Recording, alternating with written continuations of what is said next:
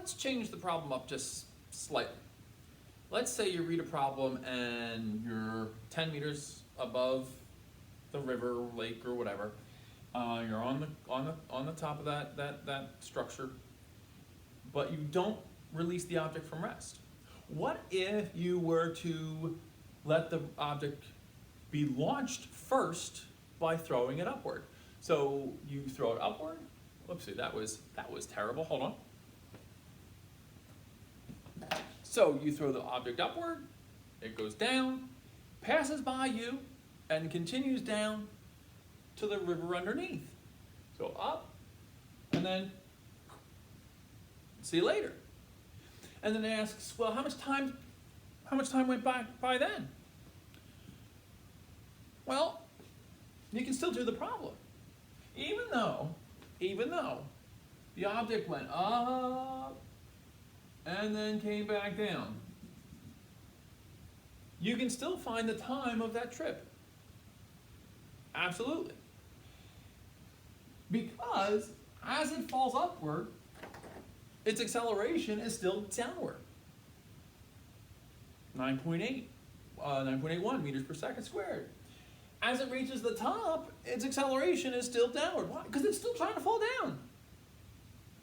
9.81 meters per second downward. And as it falls down, obviously its acceleration is down. So no matter where it is in flight, no matter what's going on, the acceleration is always the same. 9.81 meters per second squared downward. Moving up, it slows down.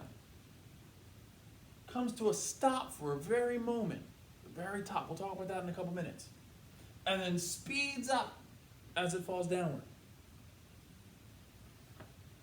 So even though it has this motion here, the acceleration formulas only deal with displacement.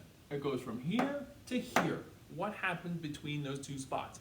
The acceleration formulas don't care about all the in-between so long as that acceleration remains constant, which it does. So we can set this up and say, okay, well, what's the time? But now V1 was not 0. V1 was 6 meters per second, but it was upward. Upward. Positive. You need that positive. Yeah, I'm going to be obnoxious with the sign. I want to show you that. We can still find that time.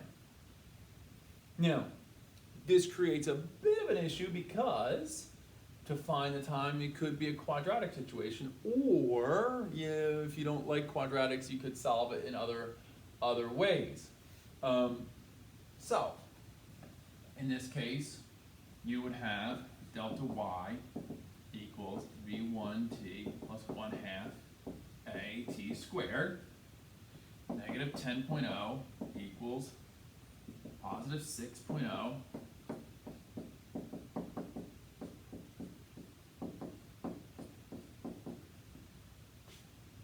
and you're going to end up getting this all ready to be 0, and I'm going to multiply through, but I'm going to do a little algebra trick to make it a little better. I'm going to multiply this out, get rid of some of the signs, and I'm going to multiply through everything by a negative, and I got to remember to bring this to the other side. So I'm going to do a bunch of algebra steps kind of all at once.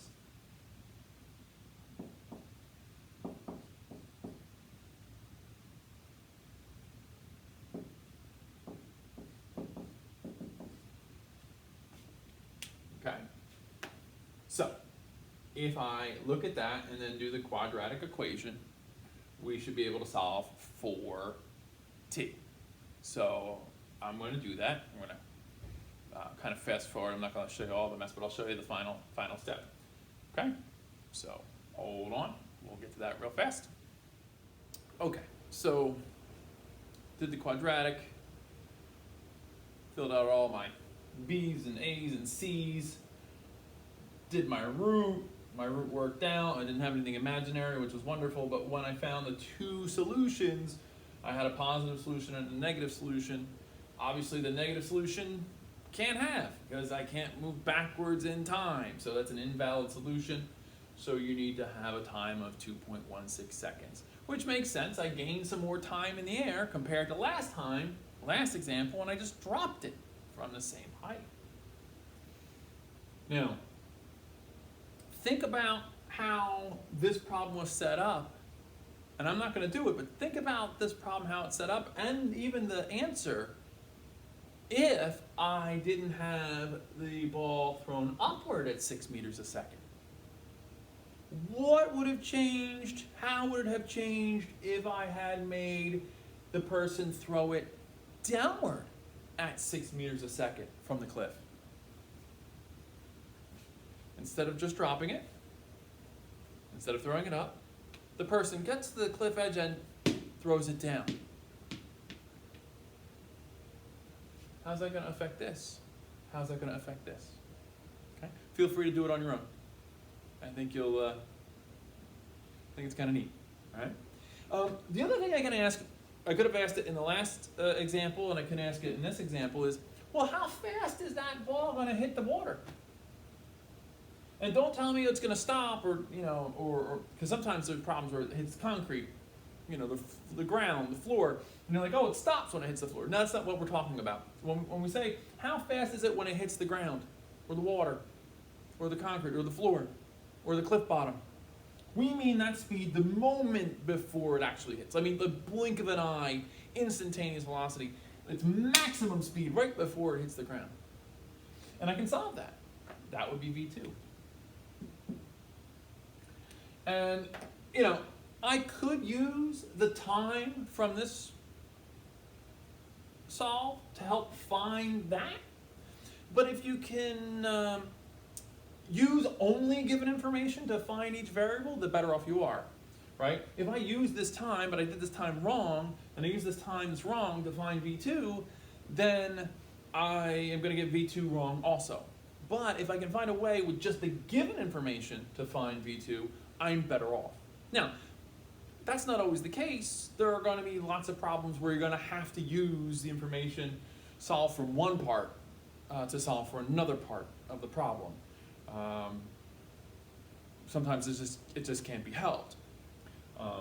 But in this case, we can solve it without using other information that we solve for. And in this particular case, we happen to know a good number of things. We want V2, we're given V1, we're given delta y, and we're given acceleration. And if we don't use the time that we solved for, well, there's only one formula that doesn't use time. And that formula is the velocity squared formula. Now, no. Instead of putting delta x in, I put delta y, because we are moving in the y direction. No big deal.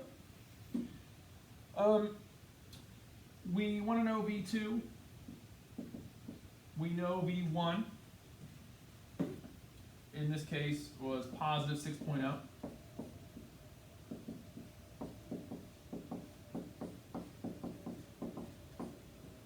Keep all your signs straight. And if we go and solve this,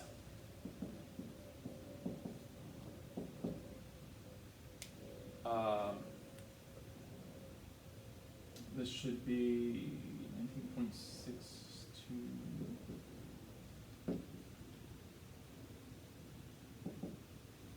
Let me double check that on my calculator. Make sure I'm doing my mental math right.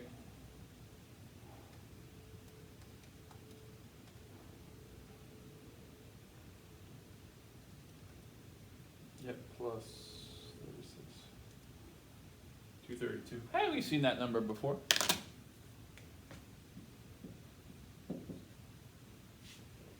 Okay, that's V2 squared. Now, again, when I square root this,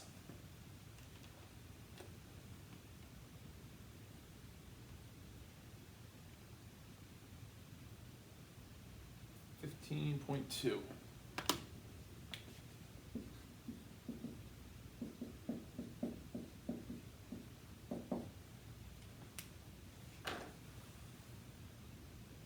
When you square root it, you get two solutions, a positive and a negative velocity.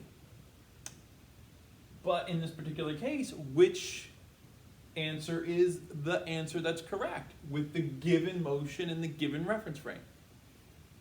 when this object is about to hit the water, is it moving 15.2 upward or 15.2 downward? So be careful there. Downward.